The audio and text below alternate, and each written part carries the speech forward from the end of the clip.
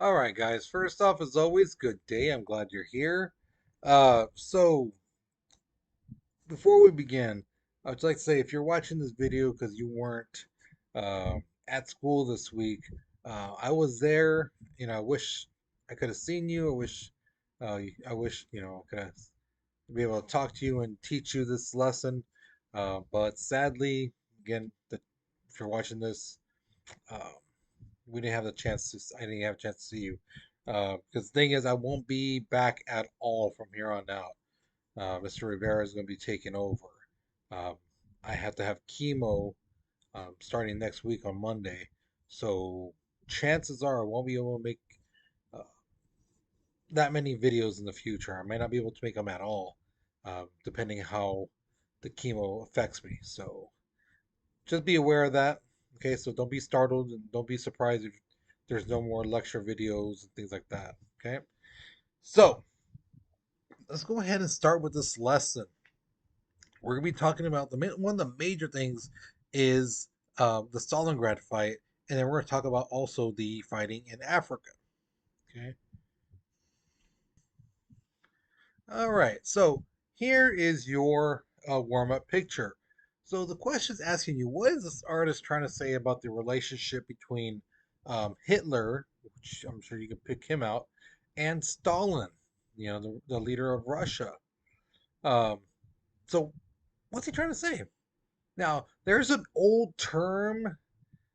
A lot of people in class knew it for somebody who you trust and then they break that trust. Um, so look at this picture, and I'm sure you can probably guess what that term is. So again, what is that relationship between them two? You know. So again, look at it, analyze the picture. Okay, pause the video, write your response, because we're moving on in three, two, one. All right, now August 7th, 1942, America and Japan land forces fight at this island called Guadalcanal. Now, it's not that big of an island, but the thing is, it takes 6 months for them to finish fighting, and the U.S. would eventually win, but they did, have a heavy toll on them. Now, the Japanese lost 24,000 soldiers. The U.S. lost about 1,600. We lost another 4,200. But the thing is, though, we lost thousands of guys from this new thing called tropical diseases. Because you have to remember, we really haven't fought in tropical areas. A lot of our fighting we've done in the past have been you know, in our type of environment. They're not really in jungles and things like that. So some soldiers, they get shot in the arm and they're laying in the ground and there's water. Is that water clean? Heck no. There's animals, insects, bird poop, stuff in there. Um, and you have to remember insects, mosquitoes type of pests um, bite the soldiers, and you know they're not used to it. So this is a new thing. A lot of our soldiers never really truly experienced. You know, so that was a first. Now, the Battle of Stalingrad. Now, Stalin thought Hitler was going to go after Moscow. Moscow is um, the capital of Russia. Okay. Now, thing is, Hitler was like, no, no, no, no, no. We're not going to go to Moscow. We're going to go to Stalingrad. Why? Because one, Stalingrad was the industrial center of uh, Russia. They had a lot of factories there that were making guns, ammunition, um, vehicles, and things like that. So if you take that town, there goes all their guns and ammunition, things like that. There it goes, gone. The other thing is there was a major river that ran through it. So if they took that town, they could bring boats and then travel throughout Russia and just attack not only by land but by from the river. Um, and then just the irony of it. You know, Stalin named the town after himself. Stalingrad. So the irony of the town falling to the Nazis is like, dude, you named the city after yourself and you couldn't even protect it. And I mean, then Hitler could tell the people of Russia he couldn't even protect this town he named after himself. Do you think he's going to protect you? Heck no. So those are the reasons why. Now, Russians felt the importance of this city as well, and they knew they had to protect it. Stalin, when he realized, like, oh, he's not coming to Moscow, he's going to Stalingrad, he basically told the citizens of Stalingrad, you guys need to fight until the soldiers get there. Now, Hitler made a proclamation to the Russian people. He made a little announcement, basically saying any man caught in Stalingrad will be executed. Any woman caught in Stalingrad will be deported to Germany. They're going to make you either um, work as a maid, um, nanny. They would do experiments on them. I mean, whatever they wanted to do. You know. Now, Stalin, he too gave an order to the people saying, if you're strong enough to hold a rifle, you're strong enough to fight. So yeah. So August 23rd, uh, the German army attacks Stalingrad. Now, like I said, the people in Stalingrad, they didn't like stop the Nazis.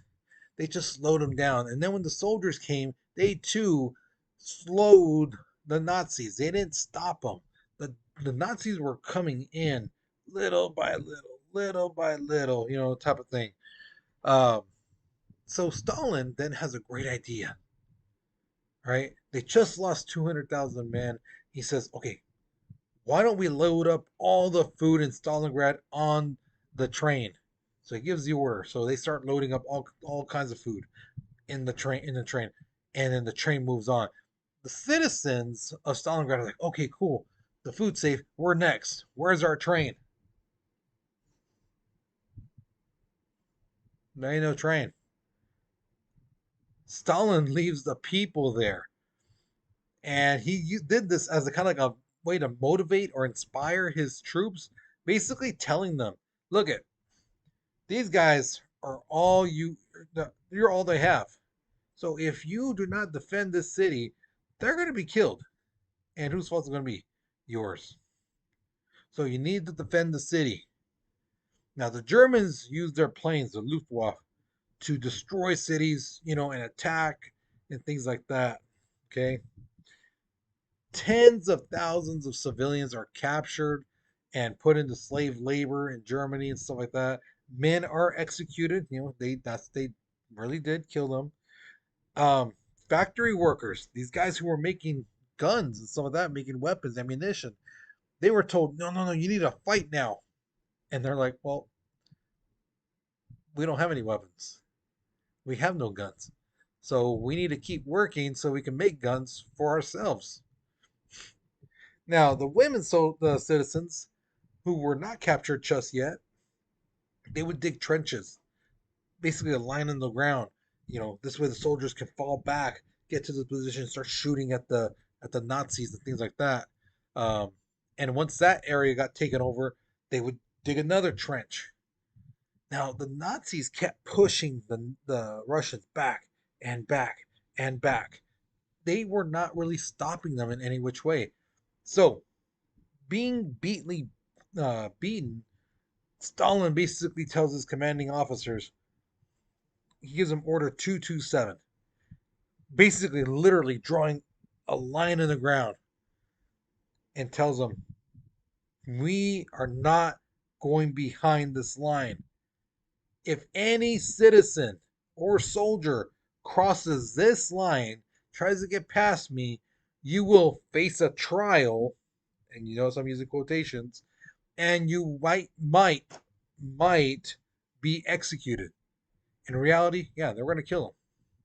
No trial. Trial was going to be just for show, but they were going to be executed. They were told, we will shoot you, we will kill you if you kind of get behind me. We got to push these Nazis back instead of them pushing us back. So this line, we're not crossing this. We're going forward. And that's what Order 227 was. And so the Russians start fighting back against the Nazis. Instead of being pushed back, now they're fighting forward and they're getting closer to the Nazis. Now they're starting to push the Nazis a little back. In Operation Uranus, basically the Nazis attack, and when they attack, they kind of mess up a little bit, and the Russians do a counterattack, and they capture 300,000 German soldiers. Now, that might seem like, hey, that's good, great, good job. That is, but more good news is going to come to the Russians because the Russians realize something in the air. Winter is coming.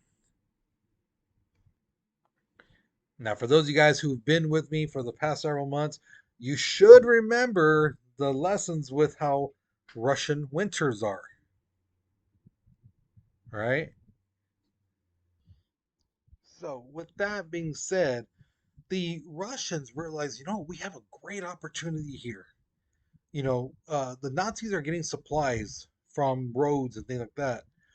So what they did is they instead kind of circled around the Nazis and cut off supply lines. Even airplanes trying to bring in supplies, um, some of them couldn't even come in because again the winter air messed up their gears, the propellers and stuff like that. Some of them that did get close, they were being shot at, and some of them got close to being shot down.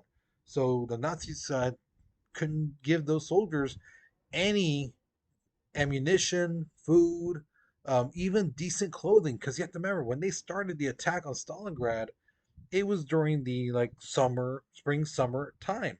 So their clothing is a lot different. You're not going to wear, a hoodie in the middle of winter, and thick clothing. No, you're not going to do that. So a lot of those German soldiers were starting to freeze. Now, Hitler, he knew his men were trapped. He knew they were starving. He knew that they were low on ammunition, some of that.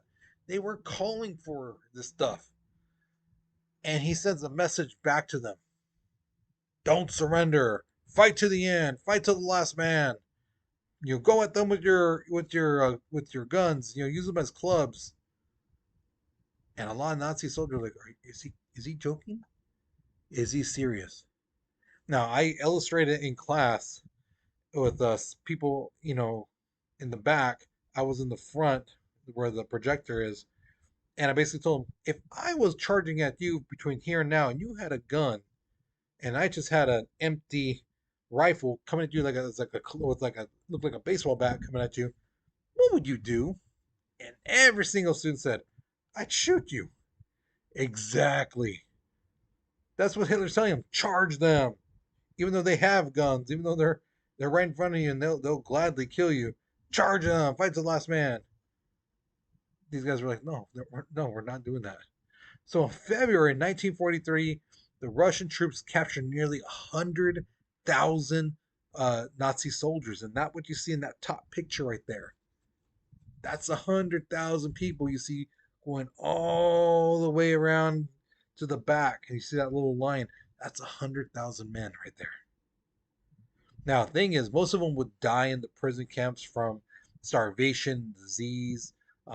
Which again, some people, some Nazis were like, "Oh, these Russians are brutal people. Oh, how can they starve and let people get disease and not take care of them?" It's like, do you know what you guys are doing to Jewish people? Okay, but that's another lesson. Okay, now this Battle of the Stalingrad is the first publicly acknowledged true defeat of Hitler. Okay. And also now with the D-Day invasion, Hitler is fighting on two fronts, Russia and in France. Now that the American and British are coming in, and he's like, I can't do this. We can't fight two people on two different sides. Okay. Now, back in November, so we have to go skip back a little bit. Operation Torch was conducted in Britain. They intercepted Germans who were trying to go through North Africa to get to the Middle East. Why? Because they needed oil. They needed oil for their tanks, their jeeps. They needed it for gas and things like that. So they tried to go through Africa, and the Germans were intercepted by the British and then later the Americans.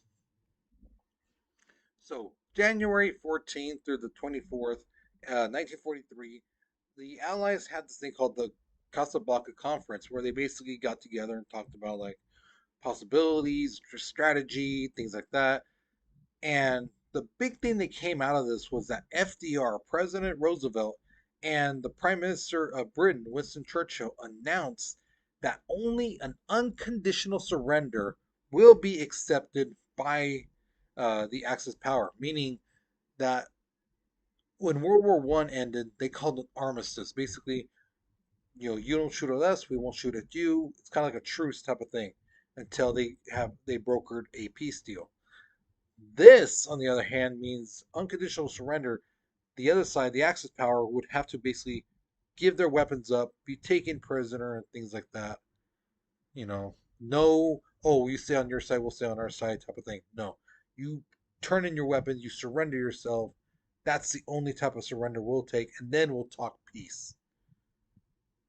Okay, so yeah, they were letting Hitler know this is not going to be on your terms. We set the terms. If you don't accept this at the end, when we come to you, then we're going to keep fighting.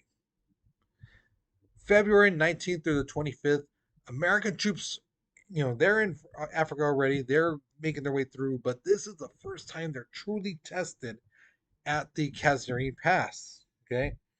Um, Now, the guy who was in charge, his name was Field Marshal Erwin Rommel. He was nicknamed the Desert Fox, and that's a picture of him you see in that picture. Um, and his specialty was tanks, and he was in charge of the German Panzer Division. The Panzer were German tanks. These things were built like no other tanks. The armor was amazing. They could run effectively. Um, there was very little flaws with them. They were actually really, really amazing. But the thing is, the Americans had somebody up their sleeve who was just as good as a tank commander.